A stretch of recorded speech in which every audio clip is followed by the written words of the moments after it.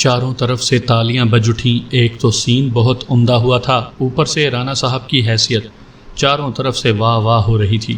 صرف بابو خان تھا جو خوب ذلیل ہوا تھا۔ سین ہو گیا تھا اس لیے وہاں سے واپسی ہو گئی اور فوری طور پر روانگی کی تیاریاں ہونے لگیں۔ نوری بدستور ہمارے ساتھ تھی۔ بابو خان یا سیٹھ نے اس سے کچھ نہیں کہا تھا۔ بابو خان کی پوزیشن تو خراب ہو ہی چکی تھی، اب وہ کیا بولتا، خود اس کی حیثیت خطرے میں تھی۔ دوسری بات یہ کہ سیٹھ اور دوسرے لوگوں نے محسوس کر لیا تھا کہ نوری کو ہم نے خاص طور پر لفٹ دی ہے، اس لیے اب وہ نوری کی طرف آنکھ بھی نہیں اٹھا سکتا تھا۔ البتہ نوری بالکل خاموش تھی، وہ ہم لوگوں میں اپنی صحیح حیثیت جاننا چاہتی تھی۔ اس علاقے کی شوٹنگ مکمل ہو چکی تھی، اس لیے سیٹھ نے ہم سے واپسی کے بارے میں مشورہ کیا۔ ٹھیک ہے، ہم تو سیر کو نکلے ہیں، تمہارے ساتھ ہی چلیں گے سیٹھ۔ ماں قسم میرے کو بہت خوشی ہوگا رانا صاحب، سیٹھ نے کہا۔ رانا صاحب کا خیال ہے سیٹھ کہ خود اپنی فلم کمپنی قائم کی جائے، سب کچھ تمہاری مرضی سے ہوگا۔ بہت اچھی بات ہے، ہم ہیلپ کروں گا، روئی والا نے کہا، اور پھر واپسی کی تیاریاں مکمل ہو گئیں اور ہم فلم مرکز کی طرف چل پڑے۔ سفر طویل تھا لیکن دلچسپ رہا۔ بابو خان کو ابھی تک کسی نے منہ نہیں لگایا تھا، وہ دل ہی دل میں کلس رہا تھا لیکن مجبور تھا۔ بالآخر دن اور رات کا طویل سفر کر کے ہم لوگ فلم مرکز پہنچ گئے۔ اس سے قبل بھی ایک بار اس شہر میں آنے کا اتفاق ہوا تھا، لیکن اس وقت حیثیت کچھ اور تھی، اور آج اس شہر میں داخلہ بڑے کروفر سے ہوا تھا۔ سیٹھ روئی والا نے ہمیں اپنی شاندار کوٹھی میں ٹھہرایا اور پوری طرح ہماری خاطر مدارات میں مصروف ہو گیا۔ نوری ابھی تک ہمارے ساتھ تھی۔ ہمارے لیے کسی عمدہ سی کوٹھی کا بندوبست کر دو سیٹھ، ابھی ہم کچھ دن یہیں قیام کریں گے۔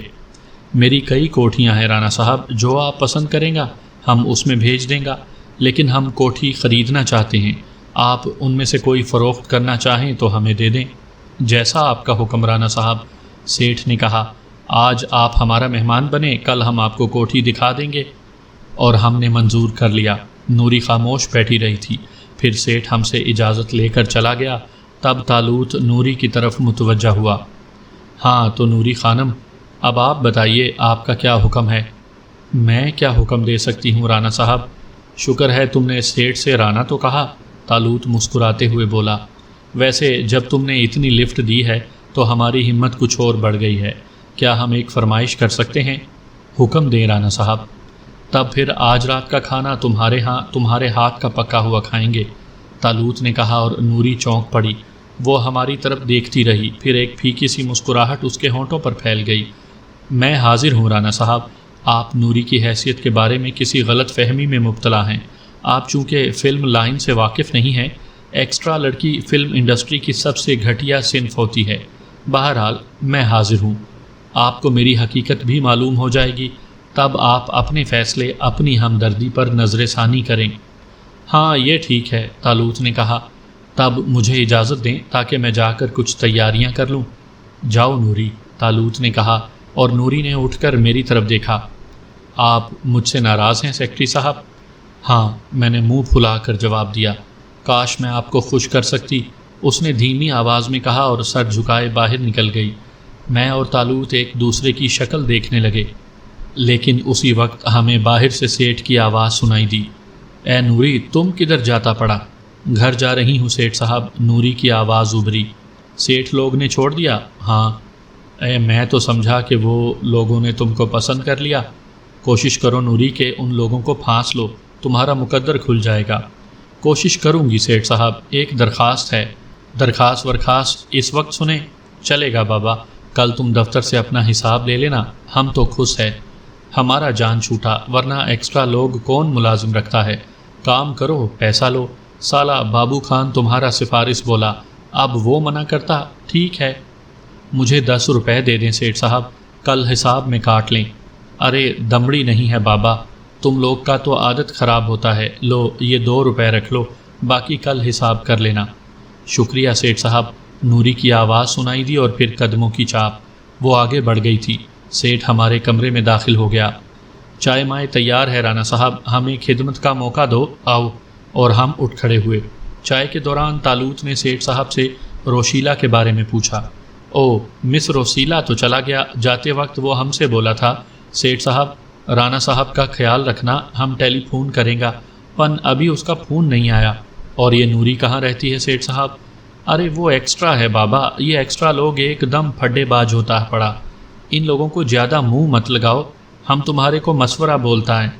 وہ کہاں رہتی ہے روئی والا؟ تالوت نے کہا۔ ارے مارے کو نہیں معلوم، عبد البھائی جانتا پڑا۔ عبد البھائی کہاں ہے؟ وہ بھی چلا گیا، پن آپ کو بولے گا تو ہم اس کو فون کر کے بلا لیں گا۔ آپ ہمارا مشورہ مانو، میں نے آپ کے بہت سے مشورے مان لیے ہیں سیٹھ صاحب، روپے پیسے کی پرواہ نہ کریں، 2-4 کروڑ بھی لگانے پڑے تو ہم لگا دیں گے، آپ اپنا فلم تیار کریں اور ہمیں مشورے دیتے رہیں۔ غلام ہوں جی، ہو سیٹھ صاحب خوشی سے ہاتھ ملتے ہوئے بولے۔ عبد البھائی کو ٹیلی فون کر کے بلا دیں؟ اچھا جی، چائے کے بعد بلا دیں گے۔ اور چائے کے بعد عبد البھائی کو فون کر کے بلایا گیا۔ ہم اسے لے کر ایک کمرے میں آ گئے تھے، کمرے کا دروازہ بند کر دیا گیا۔ عبد البھائی بڑی امید بھری نظروں سے ہمیں دیکھ رہا تھا۔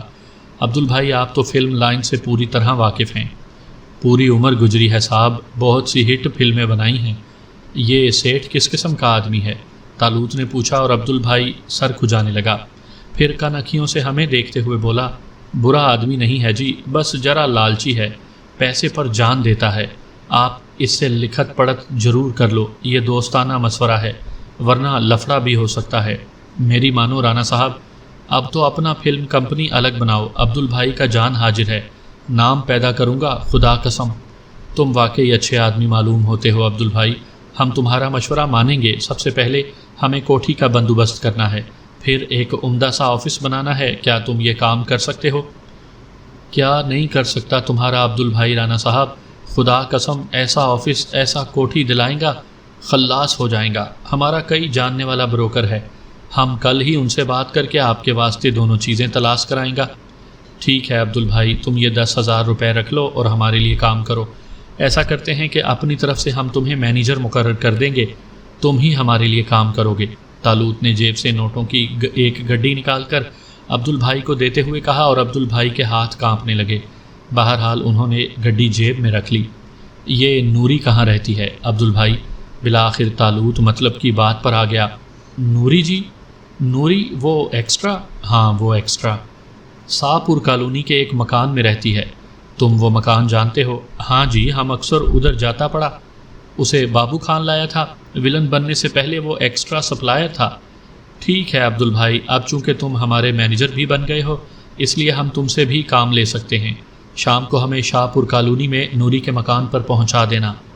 جیسا آپ بولیں گا سیٹھ صاحب، عبد البھائی نے گردن ہلاتے ہوئے کہا اور پھر آنکھ دبا کر بولا، پن اگر آپ ہمیں بولیں گا سیٹھ تو ایک سے ایک فرسٹ کلاس چھوکری ادھر آ کر ناک رگڑے گا، نوری کا کیا بات ہے؟ ہمیں نوری پسند ہے، بس اب تم جا سکتے ہو، شام کو 6 بجے ہم پہنچ جائیں گا، عبد البھائی نے کہا اور باہر نکل گیا۔ اس کے جانے کے بعد تالوت نے ایک گہری سانس لی اور کرسی کی پشت سے ٹیک لگاتے ہوئے بولا، بلا شبہ یہ ایک عمدہ عجائب گھر ہے جہاں بڑی بڑی نادر روزگار چیزیں موجود ہیں۔ سیٹھ روئی والا جس کی کئی کوٹھیاں ہیں لیکن وہ اپنی فلم نہیں مکمل کر سکتا، عبد البھائی فلم ڈائریکٹر لیکن وہ لڑکیاں تک سپلائی کر سکتا ہے، بابو خان ولن، مس روشیلا اور ان کی نانی، یہ تو نمونہ ہے تالوت، یہاں تمہیں بڑے بڑے عجوبے ملیں گے، ابھی ذرا آفس قائم ہو جانے دو پھر دیکھو۔ دلچسپ ماحول ہے، مجھے یقین ہے یہاں بہت عمدہ وقت گزرے گا۔ یقیناً، فی الحال مس روسیلا کے بارے میں کیا خیال ہے؟ وہ حیرت انگیز طور پر غائب ہو گئی ہے، لیکن اب مجھے اس کی پرواہ نہیں ہے، وقتی طور پر متاثر ہو گیا تھا۔ خوب، تمہاری یہ بات پسند آئی، ویسے اس لائن میں نوری جیسی لڑکیاں بھی موجود ہیں، میں اس لڑکی کے بارے میں بہت سنجیدگی سے سوچ رہا ہوں، میں نے کہا۔ نوری جیسی لڑکی کے لیے جان بھی حاضر ہے میرے دوست، ہماری دلچسپ تفریحات میں اگر کچھ لوگوں کی پریشانیاں دور ہو جائیں تو کیا حرج ہے؟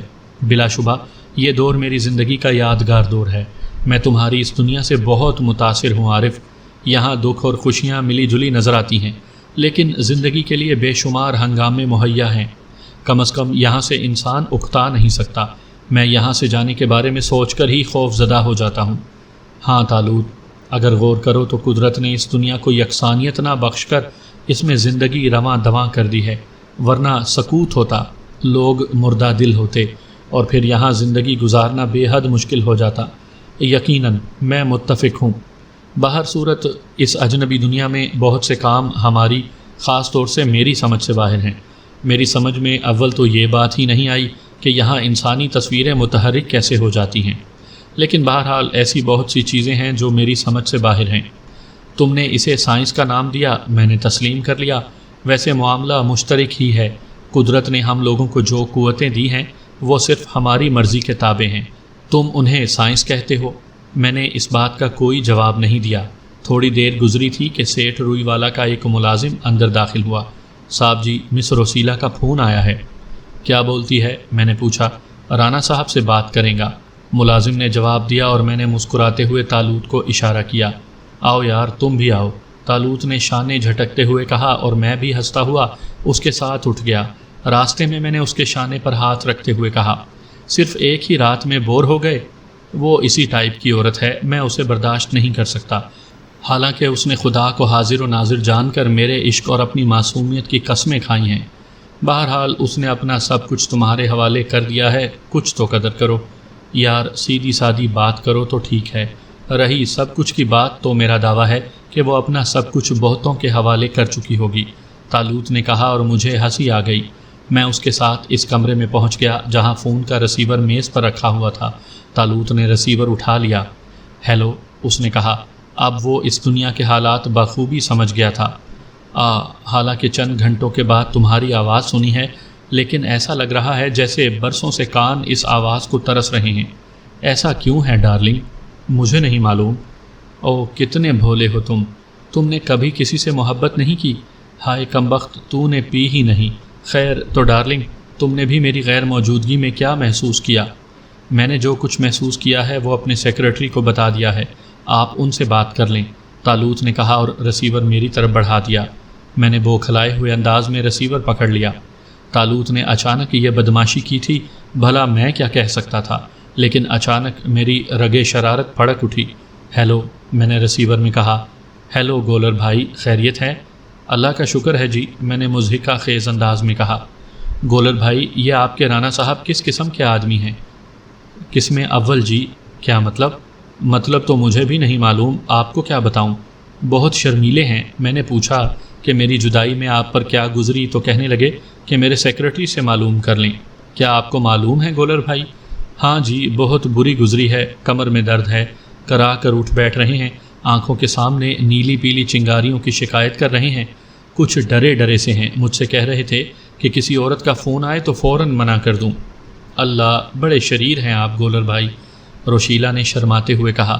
اجی میں تو ان کی باتیں دہرا رہا ہوں، خیر آپ ان سے کہہ دیں کہ وہ دامن نہ چھڑا سکیں گے۔ میں نے یہ چند لمحات کی جدائی صرف اس لیے برداشت کی تھی کہ گھر واپس آ کر ان کے شایان شان انتظام کر لوں۔ اوہ، تو کیا آپ نے انتظام کر لیا؟ ہاں، میں تھوڑی دیر کے بعد پہنچ رہی ہوں آپ لوگوں کو لینے۔ آپ میرے یہاں قیام کریں گے، اور ہاں، آپ سے کچھ ضروری باتیں بھی کرنی تھیں۔ گویا اب تک کی باتیں غیر ضروری تھیں؟ نہیں، وہ بھی ضروری تھیں، لیکن خاص بات یہ ہے کہ آپ سیٹھ روئی والا کے جھانسے میں نہ آئیں، وہ بڑا فراڈی آدمی ہے۔ مجھے تو ان 5 لاکھ کا ہی افسوس ہے جو رانا صاحب نے ادا کیے اور ان کی رسید بھی نہ لی۔ اوہ، لیکن رانا صاحب کا تو خیال ہے کہ آپ نے بھی روئی والا کی سفارش کی تھی، لیکن اس وقت یہ خیال تھوڑا ہی تھا کہ رانا صاحب اتنی رقم کے ساتھ لیے پھرتے ہوں گے اور فوراً ادا بھی کر دیں گے، لیکن رانا صاحب نے تو در حقیقت بہت بڑے انسان ہیں، وہ اتنی بڑی رقم انہوں نے چٹکیاں بجاتے ادا کر دی۔ بہرحال یہ باتیں آپ رانا صاحب سے ہی کریں، آپ کے آنے کی خبر سن کر ان کا رنگ زرد ہو گیا ہے، برسوں کے مریض معلوم ہونے لگے ہیں، اب آپ ہی آ کر انہیں سنبھالیں۔ میں 1 گھنٹے کے اندر اندر پہنچ رہی ہوں۔ بہت بہتر، میں نے کہا اور رسیور رکھ دیا۔ طالوت جھینپے ہوئے انداز میں ہنس رہا تھا۔ آ رہی ہے، میں نے مسکرا کر کہا۔ فوراً نکل چلو، طالوت اٹھتے ہوئے بولا۔ ارے وہ زبردستی تھوڑی کرے گی، آ جانے دو، میں نے ہنستے ہوئے کہا۔ بکواس مت کرو یار، نوری کے ہاں نہ جا سکیں گے، اگر وہ آ گئی تو میں ہو آتا ہوں، تم رک جاؤ۔ عارف، خدا کے لیے چلو، میں واقعی اس عورت سے خوف زدہ ہوں، اتنی آسانی سے جان نہ بچا سکو گے طالوت۔ ویسے فکر مت کرو، میں کسی فٹ پاتھی حکیم سے تمہارے لیے نقرئی گولیاں خرید لاؤں گا۔ اور پھر طالوت کو جھلائے ہوئے انداز میں کھڑے ہوتے دیکھ کر میں بھی جلدی سے کھڑا ہو گیا۔ چلو، چل تو رہا ہوں، مگر عبدل بھائی، ہم خود نوری کا پتہ لگا لیں گے، طالوت نے کہا۔ دقت ہوگی، میرے ذہن میں ایک اور ترکیب ہے۔ کیا؟ جلدی بتاؤ۔ اسے آنے دو، ہم اس کی نگاہوں سے غائب ہو جائیں گے، جب عبد البھائی آئیں گے تب تک وہ چلی جائے گی۔ او، طالوت میری نگاہوں میں دیکھنے لگا اور پھر اس نے گردن ہلا کر مسکراتے ہوئے کہا، چلو ٹھیک ہے، یہ ٹھیک ہے۔ وہ اطمینان سے بیٹھ گیا۔ مجھے بے تحاشا ہنسی آ رہی تھی۔ میں کوشش کروں گا کہ اپنا عشق تمہاری طرف منتقل کر دوں، طالوت نے جھلائے ہوئے انداز میں دانت پیستے ہوئے کہا۔ بات کیا ہے میری جان، اس قدر گھبرائے ہوئے کیوں ہو؟ یار بڑی بھیانک عورت ہے، میرے تو فرشتوں کی بھی ہمت نہیں پڑتی، بھلا میں اس حد تک جا سکتا ہوں؟ اس نے خود ہی گڑبڑ کر ڈالی تھی اور پھر موقع محل بھی نہیں دیکھتی۔ میرا خیال ہے وہ تمہارے عبد البھائی اور روئی والا کے سامنے بھی اظہار عشق کے بھونڈے طریقے اختیار کرے گی۔ ہاں یہ تو خطرناک بات ہے، ابھی تو بہت سی ایسی ملیں گی میری جان، ذرا کسی فلم فنانسر کی حیثیت سے خود کو متعارف تو ہو جانے دو، میں نے آنکھ دباتے ہوئے کہا۔ تب تو جلدی بھاگ جانا پڑے گا، طالوت نے شانے ہلاتے ہوئے کہا۔ کافی دیر تک ہم اسی قسم کی گفتگو کرتے رہے، پھر میں نے طالوت کو اشارہ کیا، میں نے شاہدانہ کا دوشالہ اڑا اور طالوت خود نگاہوں سے روپوش ہو گیا۔ اس انداز میں ہم دونوں باہر نکل آئے۔ ہم نے کوٹھی کے لان کا رخ کیا تھا اور بالکل ٹھیک وقت پر باہر پہنچے۔ ایک خوبصورت سی کار سے روشیلا اتر رہی تھی۔ کار میں باوردی ڈرائیور موجود تھا اور روشیلا نے بھی قیامت ڈھائی تھی۔ ایک انتہائی نفیس ساڑی میں ملبوس تھی اور چہرے پر اتنا حسین میک اپ کر رکھا تھا کہ بس دیکھتے رہو۔ عمدہ ہے، میں نے طالوت کا شانہ دباتے ہوئے کہا۔ ہاں لیکن عورت کے معیار سے گری ہوئی ہے، اسے تو برداشت کرنا پڑے گا پیارے، معیاری عورت اس طرف نہیں آئے گی۔ یہ بھی ٹھیک کہتے ہو، طالوت نے گردن ہلاتے ہوئے کہا اور پھر ایک دم بولا، او وہ دیکھو سیٹھ صاحب اس کی پذیرائی کو کس طرح لپک رہے ہیں، آؤ ذرا قریب سے دیکھیں، میں نے کہا اور ہم دونوں آگے بڑھ گئے۔ مس روشیلا بڑے ناز سے قدم اٹھاتی ہوئی آگے بڑھ رہی تھی اور سیٹھ صاحب اپنی عمر کو نظر انداز کر کے ان کی طرف دوڑ رہے تھے، لیکن مس روشیلا کی نگاہیں شاید ہم دونوں کو تلاش کر رہی تھیں، وہ کسی غلط فہمی میں مبتلا تھیں۔ ہے جہے نصیب، ماں قسم کیا قیامت کا کرب ہے، آفت ہے آفت، آؤ آؤ۔ وہ دونوں کہاں ہیں سیٹھ صاحب؟ ہو رانا صاحب کو بولتا ہے، اندر ہیں اندر، آؤ۔ ماں قسم رانا صاحب تو شہید ہو گیا، ایک دم خلاص ہو گیا، میں انہیں اپنے ساتھ لے جانے آئی ہوں سیٹھ صاحب۔ کیا بولتا پڑا شیلا بھائی، وہ تو ہمارا مہمان ہے، ابھی تو اس سے رات کے کھانے پر ذرا کاروباری بات کرنے کو مانگتا۔ ارے تم دیکھتی ہو شیلا بھائی، رانا صاحب کا دولت اور ہمارا محنت، ماں قسم تھوڑے روز کے بعد ہم ہوئیں گا، وہ 5 لاکھ میں سے میرے 1 لاکھ میرے ڈرائیور کو ادا کر دیں۔ 1 لاکھ کیا بولتا رسیلا بھائی، ماں قسم 1 لاکھ کا بات کب ہوا، ہم تو 10% بولا۔ 20% روئی والا، اس سے کم پر بات نہیں ہو سکتی، میں نے آپ سے پہلے ہی کہہ دیا تھا۔ ارے کیا کرتا ہے مس روسیلا، ابھی ہمارے کو حساب بھی تو دینا پڑے گا۔ سیٹھ صاحب میں اچھی طرح جانتی ہوں کہ آپ کیسا حساب دیں گے، پہلے ہی مرحلے پر گڑبڑ نہ کریں، ابھی تو بات بہت آگے بڑھنی ہے۔ اچھا ٹھیک ہے بابا ٹھیک ہے، آؤ، سیٹھ صاحب نے گھبرائے ہوئے انداز میں کہا اور وہ دونوں اندر داخل ہو گئے۔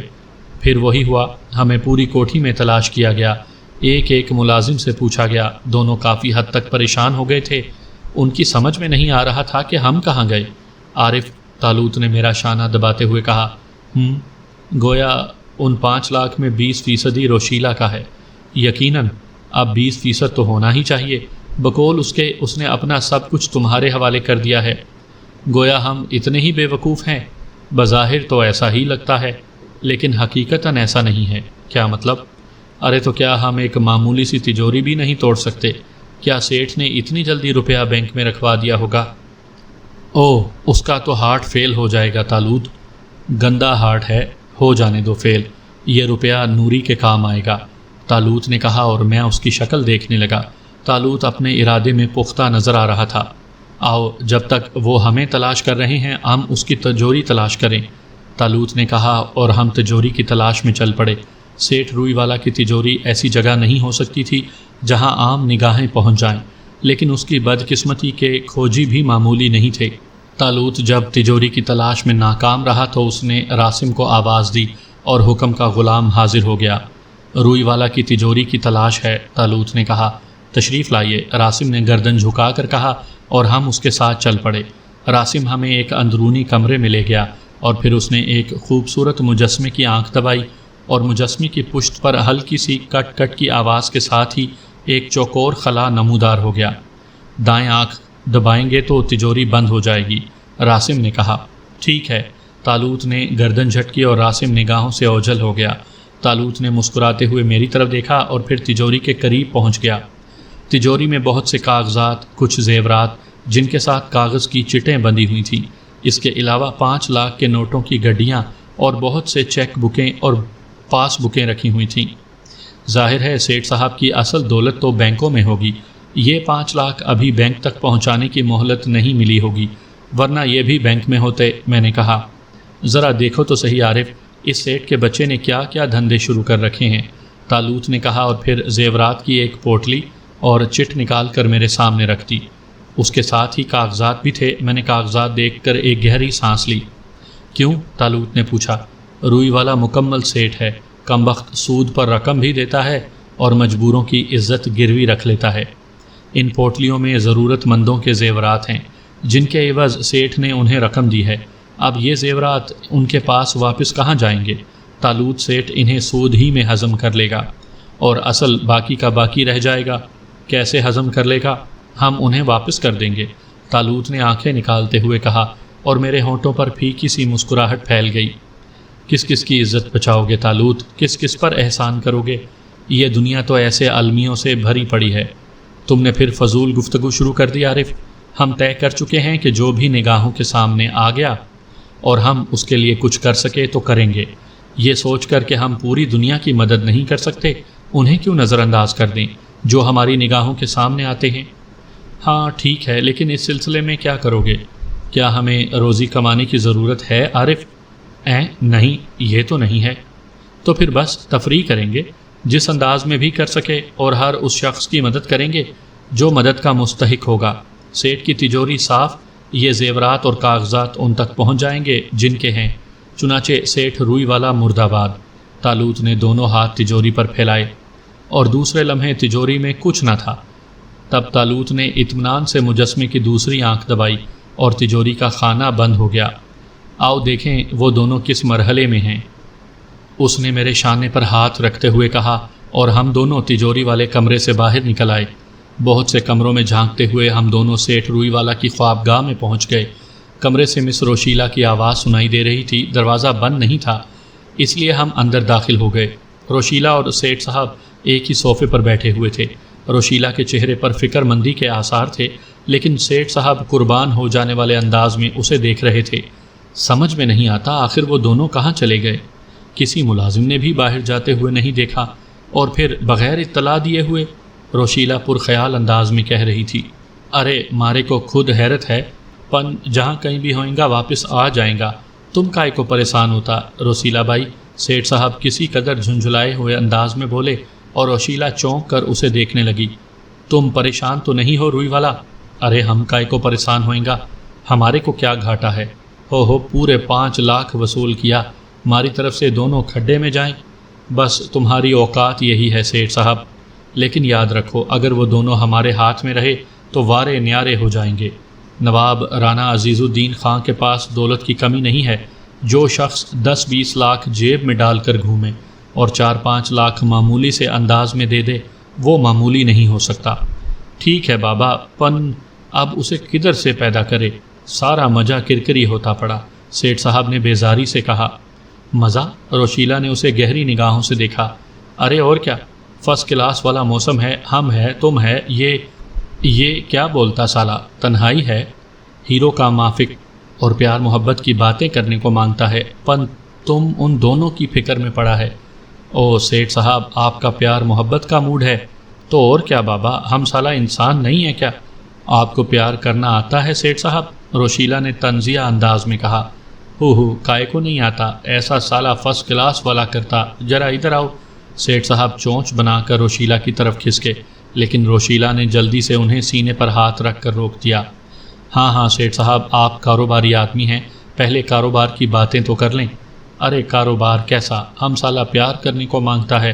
سیٹھ صاحب پھر مرغ کی مانند پھڑ پھڑانے لگے۔ وہ سیٹھ صاحب پہلے تو میرے کمیشن کے 1 لاکھ۔ روشیلا صوفے سے اٹھ کھڑی ہوئی۔ ارے تو بولا نا بابا دیں گا، اور تم پیچھا کب چھوڑیں گا؟ میں وعدہ کیا ضرور دیں گا، بس تم بیٹھو تو۔ اگر آپ ان میں سے 2 لاکھ نکال دیں سیٹھ صاحب تو کیا فرق پڑے گا؟ آپ پھر بھی 3 لاکھ کے فائدے میں رہیں گے، روشیلا معنی خیز انداز میں بولی۔ 2 لاکھ؟ سیٹھ صاحب جلدی سے بیٹھ گئے۔ 2 لاکھ کائے کو بابا؟ 1 لاکھ میرا کمیشن اور 1 لاکھ پیار محبت کے، پھر آپ بالکل ہیرو بن جائیں، مجھے کوئی اعتراض نہیں ہوگا۔ ارے ہم سالہ اس بڑھاپے میں کائے کو ہیرو بنے گا، ہم تو ایسے ہی مسخری کرتا پڑا۔ تم بیٹھو روسیلا بائی، کچھ چائے پانی منگواتا۔ نہیں میں چلوں گی، رانا صاحب واپس آ جائیں تو آپ ان سے کہہ دیجئے کہ میں ان سے سخت ناراض ہوں، وہ مجھے منانے میرے گھر آ سکتے ہیں، روشیلا بولی۔ بول دیں گا بابا، مگر ہم بڑا بد نصیب ہے، سیٹھ صاحب نے افسردگی سے کہا۔ کیوں؟ روشیلا مسکرائی۔ اے دیکھو نا روسیلا بائی، ہم تمہارے کو کتنا محبت کرتا پڑا، اپنی فلم میں تمہارے کو کاسٹ کیا، تمہارے پر اتنا محنت کرتا پڑا، پن تم پیار کا ایک بات بھی نہیں کرتا۔ آپ پیار کر کے کیا کریں گے سیٹھ صاحب؟ روشیلا نے تھکے انداز میں کہا۔ اے بس ایک خواہش تھا، پن تم پورا نہیں کرتا پڑا تو کیا بنے گا؟ سیٹھ صاحب مایوسی سے بولے۔ تو اپنی خواہش پوری کر لیں سیٹھ صاحب، میں تو بازار میں سجی ہوئی ہوں، آپ لوگوں سے بنا کر نہ رکھوں گی تو کیسے کام چلے گا؟ اے ٹھیک بولتا پڑا، بالکل ٹھیک بولتا پڑا۔ سیٹھ صاحب روشیلا پر جھک گئے، تالوت سے برداشت نہ ہو سکا تھا۔ اس سے قبل کہ میں اسے روکوں، اس نے سیٹھ صاحب کے سر سے پگڑی اٹھائی اور وہ زوردار ہاتھ رسید کیا کہ سیٹھ صاحب کی آنکھوں میں تارے ناچ گئے، وہ اوندھے ہو گئے۔ روشیلا ان کے وزن سے بچنے کے لیے جلدی سے ایک طرف ہٹ گئی تھی۔ کیا ہوا سیٹھ صاحب؟ وہ حیرت سے بولی۔ سیٹھ صاحب نے چندیائی ہوئی آنکھوں سے چاروں طرف دیکھا اور پھر غصیلے انداز میں روشیلا کی طرف دیکھتے ہوئے بولے، بابا تم خود بولا، پھر مارتا کائے کو ہے؟ کیا مطلب؟ روشیلا نے تعجب سے کہا۔ پن تمہارے دونوں ہاتھ تو ہمارے سامنے تھے۔ سیٹھ صاحب کو خود بھی حیرت تھی۔ ہوا کیا؟ روشیلا نے تنک کر پوچھا۔ ارے ہم خود نہیں جانتا کیا ہوا، سیٹھ صاحب نے پہلے اوپر اور پھر نیچے اس خیال سے دیکھتے ہوئے کہا کہ اوپر سے کوئی چیز تو ان کے سر پر نہیں گری تھی، لیکن ایسی کوئی چیز انہیں نظر نہیں آئی تھی۔ بس اب میں چلوں گی سیٹھ صاحب، وہ پیسے مجھے دے دیں، روشیلا نے جھنجھلائے ہوئے انداز میں کہا۔ سیٹھ صاحب میں اب اس قدر ہمت نہیں تھی کہ وہ دوبارہ کوشش کرتے، ان کا سر اب بھی چکرا رہا تھا اور کان سنسنا رہے تھے۔ دیتا ہے بابا دیتا ہے، وہ بے چارگی سے بولے اور پھر لرزتے قدموں سے اٹھ کر باہر نکل گئے۔ آؤ دیکھیں، تالوت نے سرگوشی کی اور میرا ہاتھ پکڑ کر سیٹھ صاحب کے پیچھے چل پڑا۔ پھر ہم دونوں سیٹھ صاحب کے ساتھ ہی اندر داخل ہوئے تھے۔ سیٹھ صاحب نے مجسمے کی آنکھ دبائی اور تجوری کھل گئی۔ پھر انہوں نے اندر جھانکا اور ایک دم ایسا لگا جیسے سانپ نے کاٹ لیا ہو۔ ہائے ارے یہ کیا؟ ان کے منہ سے بھرائی ہوئی آواز نکلی اور وہ دل پر ہاتھ رکھ کر کھڑے ہو گئے۔ ارے ڈاکہ پڑ گئے، ہائے بپا، ارے چلو جلدی، پولیس پولیس! وہ بوکھلاہٹ میں ناچتے ہوئے چیخے اور پھر سر پٹ باہر کی طرف دوڑے۔ انہوں نے وہ شور مچایا کہ خدا کی پناہ۔ ذرا سی دیر میں گھر کے سارے ملازم روشیلا سمیت ان کے گرد جمع تھے اور سیٹھ صاحب بوڑھی عورتوں کی طرح بین کر رہے تھے۔ وہ بتا رہے تھے کہ وہ لٹ گئے، 5 لاکھ نقد، لاکھوں کے زیورات اور نہ جانے کیا کیا چلا گیا، سب کچھ چوپٹ ہو گیا، ماں قسم ہمارا پاٹیا ہو گیا۔ اور پھر اچانک وہ ایک دم خاموش ہو گئے، ان کے چہرے پر عجیب سے تاثرات ابھر آئے تھے۔ اور پھر انہوں نے روشیلا کی طرف دیکھتے ہوئے کہا، مس روسیلا؟ کیا بات ہے سیٹھ صاحب؟ روشیلا نے طنزیہ انداز میں کہا۔ لیکن سیٹھ صاحب کو اس وقت اس کے لہجے پر توجہ دینے کی فرصت کہاں تھی۔ مس روسیلا گھپلا ہو گیا، ماں قسم بہت بڑا گھپلا ہو گیا۔ گھپلا تو ہو رہا ہے سیٹھ صاحب، میں خود دیکھ رہی ہوں۔ وہ رانا کا بچہ اور اس کا ساتھی ڈاکو تھے، بہت بڑے ڈاکو، وہ 5 لاکھ دے کر سب لے گئے۔ ہائے مارو گیو، سب لے گئے، 5 لاکھ بھی لے گئے، جیور بھی لے گئے، سب کچھ لے گئے۔ ہائے! روئی والا بار بار سینہ پیٹ رہا تھا۔ سیٹھ صاحب سوچ سمجھ کر بات کریں، آپ بغیر ثبوت کے الزام لگا رہے ہیں، روشیلا نے تیز لہجے میں کہا۔ ارے اب ثبوت کا کیا ضرورت ہے، بھاگ گئے۔ ہائے بپا، سیٹھ نے رو دینے والے انداز میں کہا اور روشیلا ان کے قریب پہنچ کر جھک گئی۔ سیٹھ صاحب آپ کتنی ہی اداکاری کریں، میں آپ سے 1 لاکھ روپیہ ضرور وصول کروں گی۔ اگر آپ شرافت سے نہیں دیں گے تو میں بھی انگلیاں ٹیڑھی کرنا جانتی ہوں، وہ دانت پیستے ہوئے بولی۔ ارے 1 لاکھ، ارے 1 لاکھ، اب 1 لاکھ اور دیں گا؟ ارے کیا کرتا مس روسیلا، اب 1 لاکھ کدھر سے دیں گا؟ ارے ہمیں تو ایسے ہی مر ہی گیا۔ دیکھ لو سیٹھ صاحب، روشیلا کو سیٹھ کی بکواس پر یقین نہیں آیا تھا۔ وہ پاؤں پٹکتی ہوئی باہر نکل گئی۔ ابھی تو آپ بھی باقی ہیں مس روشیلا، تالوت نے ہونٹ بھینچتے ہوئے کہا۔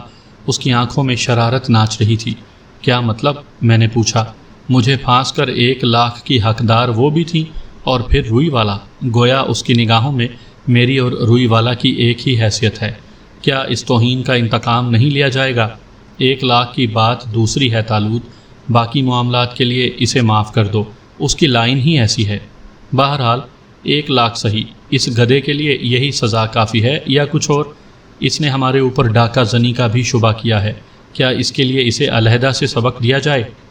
بس اتنا ہی کافی ہے، ہارٹ فیل ہو جائے گا بیچارے کا، میں نے ہنستے ہوئے کہا۔ لیکن حیرت ہے عارف، یہ اتنا معمولی آدمی تو نہیں ہے کہ اتنی سی رقم کے لیے اس کی بری حالت ہو جائے۔ اس کی جائیداد ہی کافی ہے۔ اس دنیا کے کارخانے کو سمجھنے کے لیے ابھی وقت درکار ہے تالوت، بس دیکھتے رہو اور لطف اندوز ہوتے رہو۔ آؤ اپنے کمرے میں چلیں، یہ تو اسی طرح بین کرتا رہے گا۔ اور میں اور تالوت واپس چل پڑے۔ ٹھیک 6 بجے عبدل بھائی آ گیا۔ اس نے ہمارے بارے میں پوچھا ہوگا تو ظاہر ہے اسے عجیب سی باتیں سننے کو ملی ہوں گی، تاہم وہ ہمارے کمرے کی طرف نکل ہی آیا اور ہم نے اس کا استقبال کیا۔ ارے کیا بولتا ہے گولر بھائی، کیا باہر سب لوگ کا مگج چل گیا ہے؟ عبدل بھائی ہمیں دیکھ کر اچھل پڑا۔ کیا ہوا عبدل بھائی؟ میں نے پوچھا۔ ارے بابا، ادھر تو پاگل خانہ معلوم ہوتا پڑا، ذرا آؤ دیکھو، ادھر سب لوگ خلاص ہو گیا۔ عبدل بھائی کھوپڑی سہلاتا ہوا بولا۔ کیا ہو گیا آخر؟ میں نے کہا اور پھر تالوت کی طرف مڑ کر بولا، آئیے دیکھیں رانا صاحب۔ چلو، تالوت نے کہا اور ہم تینوں سیٹھ کے کمرے کی طرف چل پڑے، جہاں تعزیتی میٹنگ ہو رہی تھی۔ کچھ دوسرے لوگ بھی باہر سے آئے ہوئے تھے۔ سیٹھ ان کے درمیان بیٹھا اپنے لٹ جانے کی داستان سنا رہا تھا۔ سب سے پہلے عبدل بھائی، اس کے پیچھے میں اور پھر تالوت اندر داخل ہوئے۔